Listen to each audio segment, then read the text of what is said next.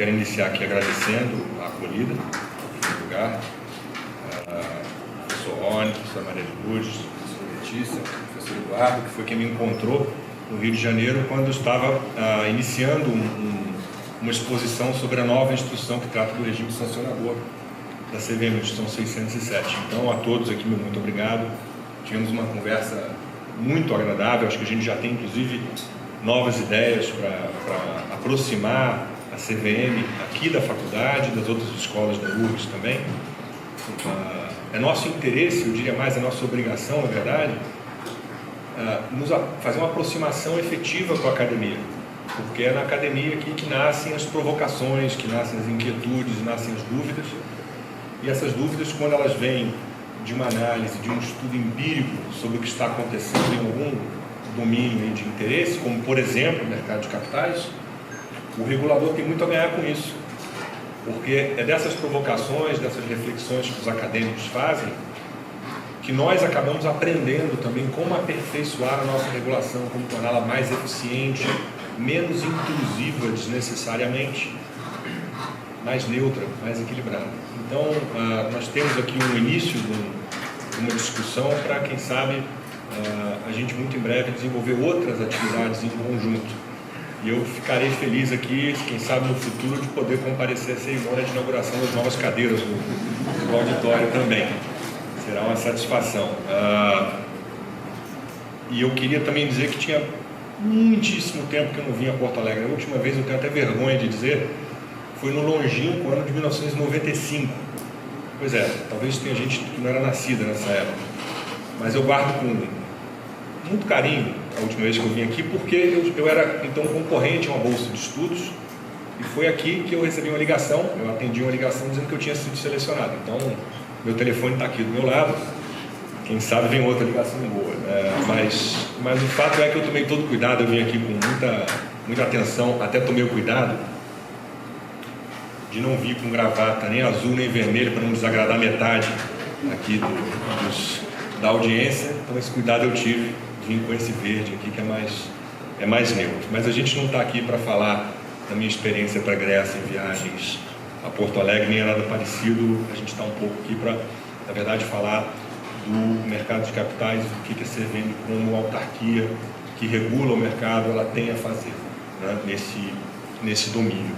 E acho que esse é um momento muito propício, como todos aqui estão acompanhando. O Brasil hoje em dia ele passa por um momento único, inédito, de um patamar de taxa de juros que nós nunca experimentamos, em uma perspectiva de manutenção desse patamar de taxa de juros. Isso, por definição, é boa notícia para o mercado de capitais e é má notícia para uma cultura histórica de manutenção de investimentos em poupança e outros instrumentos. Então, isso requer que o mercado esteja preparado, seus agentes estejam preparados, o regulador esteja preparado para ter regras eficientes, uma supervisão eficiente que transmita ao público investidor, ao mercado, de uma forma geral, uma sensação de confiança. O mercado precisa de confiança acima de tudo. E também que o mercado sirva, quer dizer, que os agentes de mercado, e não só o regulador, como todos os demais interessados, se engajem num esforço grande de educação financeira. O conhecimento médio do público, eu estou um pouco só com... não estou enxergando direito com essa luz ali, por gentileza. Isso, obrigado. O nível médio de conhecimento do público sobre conceitos de educação financeira ainda deixa muito a desejar. Esse é um cenário, a gente vai falar um pouco disso daqui a pouco, porque ele é um cenário complicado. Imaginem vocês. Taxas de juros baixas forçando as pessoas a migrar para outros instrumentos. Baixo nível ainda de educação financeira, de conhecimento sobre questões como poupança, risco, os instrumentos disponíveis. E isso combinado ainda por cima com algo que é positivo, que é o desenvolvimento tecnológico que viabiliza o crescimento dessas plataformas eletrônicas que levam maior facilidade para o público investir seus recursos e conhecer sobre o investimento.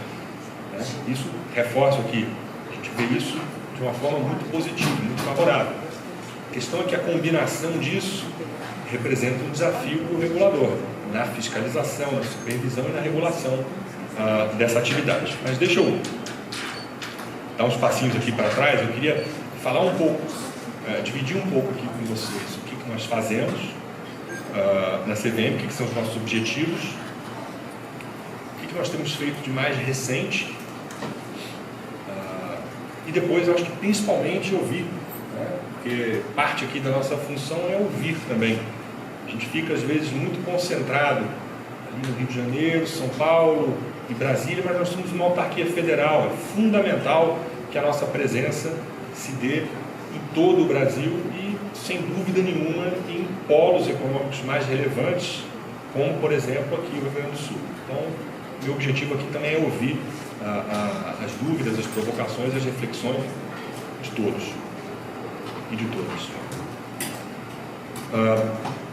O que nós temos? O que é o papel de um...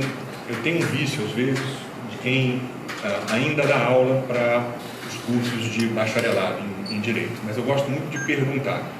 Então, a primeira pergunta que a gente tem que se fazer é o seguinte: o que faz um regulador de mercado de capitais? Se a gente tivesse que resumir a uma frase, eu diria para vocês: tem um bem jurídico, professor Eduardo, que o regulador do mercado tutela acima de qualquer outro, que é a informação. É a informação. Se nós formos pensar bem, no centro de tudo aquilo que o regulador de mercado de capitais faz, está a informação. Por exemplo, nós exigimos que quando surge uma informação relevante, que é capaz de influenciar o investidor a comprar, a vender ou a manter um determinado ativo, isso seja divulgado quando é um emissor de valores imobiliários. Nós exigimos que antes de se fazer uma oferta de um valor imobiliário ao público, ela seja registrada. Por que ela tem que ser registrada? Para que a Comissão de Valores Imobiliários possa fazer uma avaliação sobre se o conteúdo, se o prospecto, né, está em ordem com as nossas exigências, ou seja, essas exigências são que ele tenha um conteúdo mínimo refletido, para informar as características daquela emissão, quem é o emissor, quais são os fatores de risco, etc. Mesma coisa vale para os prestadores de serviço no mercado, analistas, por exemplo, que pleiteiam uma autorização da CVM para poder desempenhar suas atividades. Nós mantemos um registro de quem são esses prestadores de serviço. Todos esses registros que nós mantemos, eles são públicos. Para quê? Para que as pessoas saibam a quem contratar, em que condições, em que investir. Tudo isso significa que o regulador está exigindo, em favor do público, em benefício do público, a apresentação de certas informações para a disponibilização. O ideal é que nós saibamos disponibilizar as informações necessárias, suficientes, para que elas sejam disponibilizadas a tempo. A tempo, sempre. Então, eu dizia aqui que nós somos uma autarquia federal. A autarquia é uma entidade, no nosso caso, de Estado. Nós não integramos o governo, nós integramos o Estado. Nós somos indicados, os 5 integrantes do colegiado são indicados pelo governo para a sabatina junto ao Senado. Então, há 2 poderes da República envolvidos na indicação da administração superior da CVM, do colegiado. Mas, voltando aqui então à minha pergunta inicial, sobre o que nós fazemos. A gente tem 3 objetivos principais. O primeiro deles é a proteção dos investidores. O segundo é a manutenção de um mercado de capitais eficiente e organizado.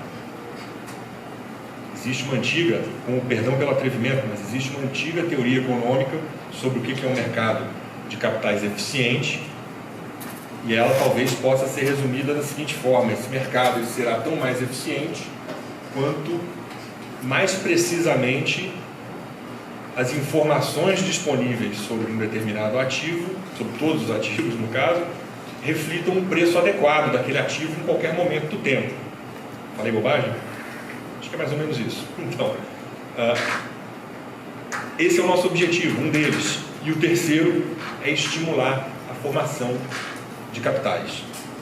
Formação de capitais, esse terceiro objetivo, ele não é comumente associado ao papel de um regulador de mercado, mas ele consta da lei de criação da CVM, a Lei 6385, assim como ele consta dos objetivos legais e regimentais dos principais reguladores de mercado mundo afora. A formação de capitais, no fundo, ela atende a um objetivo importantíssimo de política pública.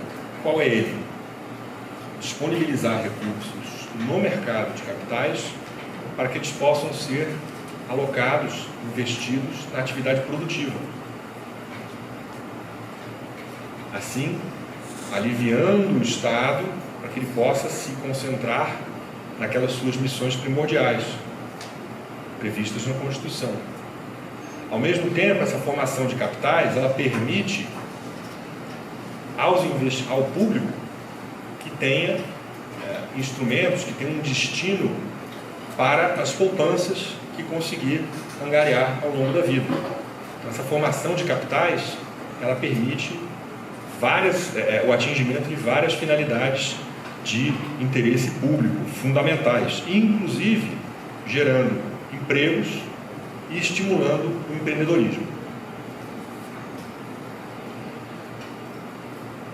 Aí vem a Lei 6385 e ela detalha esses objetivos que nós temos. Como eu já dizia aqui, estímulo à formação de poupança e aplicação em valores imobiliários, promoção da expansão do funcionamento eficiente e regular do mercado, assegurar o funcionamento dos mercados de bolsa e de balcão, que são mercados regulados, proteger os titulares de valores imobiliários contra emissões irregulares, atos ilegais de administradores e acionistas, controladores, e uso de informação relevante não divulgada no mercado de valores imobiliários. Essa talvez seja uma das condutas irregulares mais reconhecidas dentro do mercado. O uso indevido de informação privilegiada, que é reconhecido aqui pela alcunha de insider trading. Uma curiosidade, o insider trading chegou nos anos 60 a ser defendido, a legitimidade dele chegou a ser defendida nos Estados Unidos por alguns autores que diziam o seguinte: vejam vocês, nós deveríamos, professora Letícia, permitir que aquele que tem uma informação privilegiada negocie. Por quê? Porque se quem sabe mais do que os outros negociar e vai, portanto, fazer uma compra ou uma venda com mais conhecimento, ele vai ter, essas negociações vão tender a levar o preço para o patamar mais adequado. Essa tese foi superada há muitas décadas, mas durante um tempo ela ressoou na academia dos Estados Unidos e em outros lugares. O que importa, por outro lado, quer dizer, eu acho que a contradita aqui é a seguinte: se nós estamos tratando o mercado de capitais como um ambiente público, o que é oferecido ali é ofertado ao público, nós não podemos permitir que duas partes negociem com assimetria informacional, jamais. O insider trading, não por acaso, ele é previsto na Lei 6385, lá no artigo 27D, se eu não me engano, como uma conduta tipificada como crime. Quando a CVM tem um inquérito ou um processo sancionador envolvendo a apuração de uma conduta de suposto uso indevido de informação privilegiada, nós temos como dever legal que comunicar esses indícios ao Ministério Público, porque vai caber ao Ministério Público em sede judicial apurar, né, e perseguir a responsabilização penal. A nós caberá apenas a responsabilização administrativa, que pode resultar em um afastamento do mercado, em multas, mas não uma pena mais grave, né, como é típico do sistema penal.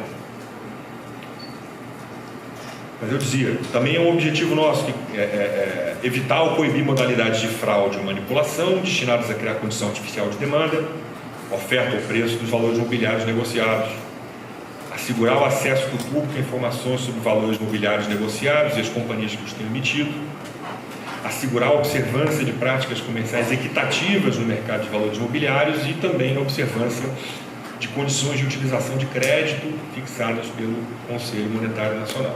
Então, como é que nós realizamos, como é que nós buscamos atingir esses objetivos previstos na lei? Em primeiro lugar, nós temos uma competência dita normativa.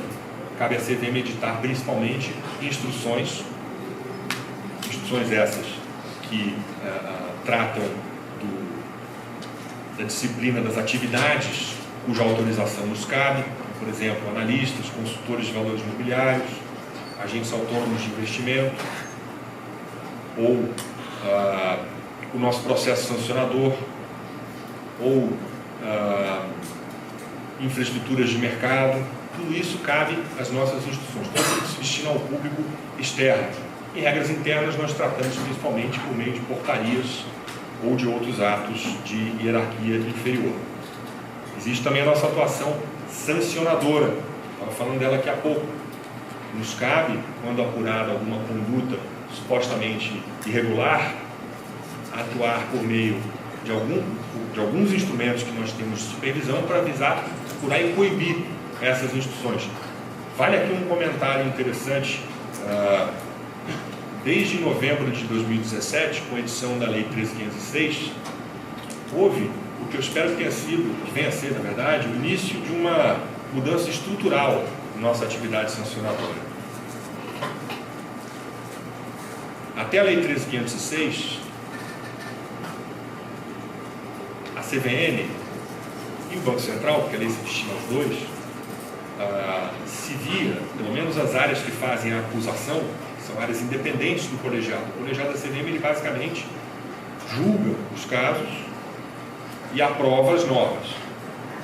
Toda a atividade investigativa e acusatória cabe à área técnica, que atua com independência. Tem liberdade para chegar aos seus achados e propor as acusações que bem entender.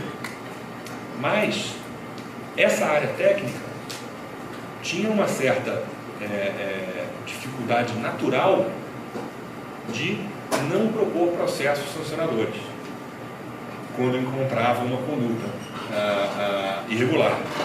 Por quê? Porque ao não propor um processo sancionador, você poderia ser questionado sobre se estava prevaricando. E diante da ausência de outro instrumento de supervisão que não fosse o processo sancionador, ia-se para um processo sancionador, que muitas vezes não é o ideal para ninguém. Não é o ideal para a autarquia, porque um processo sancionador requer um esforço grande, onera muito a autarquia, que já tem recursos limitados, e por outro lado, muitas vezes ela é muito gravosa para o particular, que às vezes de boa fé, e às vezes sem causar um grande prejuízo, nem um prejuízo potencial, ele se vê alvo de um processo sancionador, que é algo muito grave, que afeta a reputação dessas pessoas. Então, com a edição da Lei 13.506, passou a existir mais do que a possibilidade, na verdade.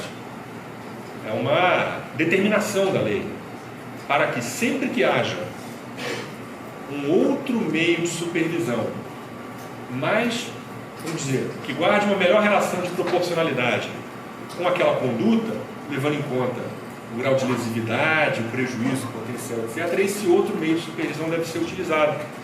Então, em alguns casos, nós já estamos agora com mais do que a possibilidade, mas com a determinação de procurar um desses outros meios. Por exemplo, um ofício de alerta, muito mais simples e que às vezes é mais eficiente.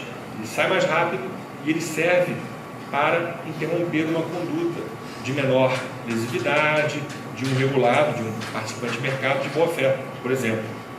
Isso vai, espero, nos agregar ainda mais eficiência na nossa atividade sancionadora.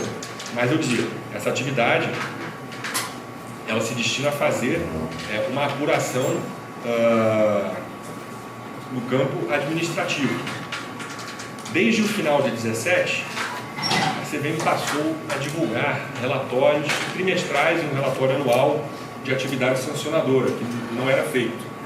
São informações, eu acho, de interesse de todos, para que se possa fazer uma avaliação sobre como tem tramitado em todos os processos na CVM, quantos ofícios de alerta nós emitimos, quantos termos de compromisso e por quais valores são firmados. Isso permite fazer uma avaliação ao longo do tempo da nossa eficiência nessa atividade. Essa foi uma determinação, uma das primeiras determinações da minha gestão, justamente para poder dividir com o público os resultados da nossa atividade, que afinal de contas nós somos uma autarquia federal e nós devemos essa prestação de contas ao público, ao mercado. E eu fico feliz, inclusive, de dizer que em 2018 nós chegamos a um número recorde de processos sancionadores julgados. O recorde anterior era de 65. Em 2018 nós julgamos 109. Um aumento bastante substancial dos processos. Não quer dizer muito que a gente esteja julgando muitos processos. O ideal seria que a prevenção fosse sempre mais suficiente. A primeira linha de defesa do investidor é a educação financeira.